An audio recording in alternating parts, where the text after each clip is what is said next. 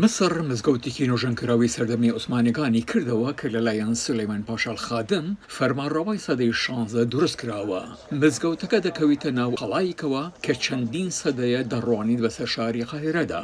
مزگەوتەکە 23 گۆمبەزی کاشی سەوز و سەکۆی نوێژی تێدایە کە بە کاشی بەناوبانگی ئیزنیکی نوێژەنکراوەتەوە.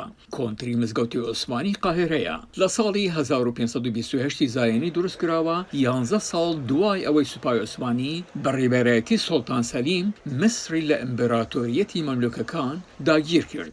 مزگەوتەکە بە ڕووبەری 2360 متر چوارگۆشە دەکەوێتە شوێنی گۆڕی سەیساریایی سەردەمی فاتمیەکان کە لە ساڵی 1940 زایێنی دروست کراوە و تا ئێستاش ماوەتەوە.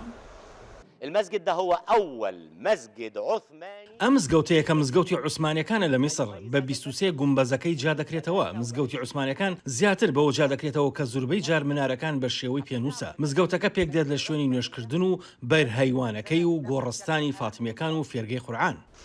ئەم مزگەوتە بە مزگەوتی سلێمان پاشا الخادم و هەروەها مزگەوتی ساریە ناسراوە لە ناو قەڵای قاهیرەدایە.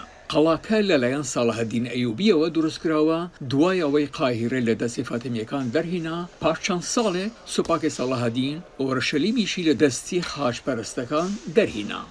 النهارده المجلس الأعلى للآثار ئەمڕۆ ئەنجومەنی باڵای شوێنەوار دوای پرۆژەیەکی گەورە کە لە ساڵی 2018دا دەستی پێکرد بۆ ماوەی 5 ساڵ و بە تێچووی نزیکەی 162,000 دلار مزگەوتی سلێمان پاشا ئەلخادم دەکەینەوە کە بە مزگەوتی ساریەت جەبەل ناسراوە. ئەم مزگەوتە لە ساڵی 1935 کۆچیدا لەسەر پاشماوەی مزگەوتێکی فاتمی ئەبولمانسوور دروست کراوە کە مێژوەکەی دەگەڕێتەوە بۆ ساڵی 535 کۆچی کە 400 ساڵ دواترە.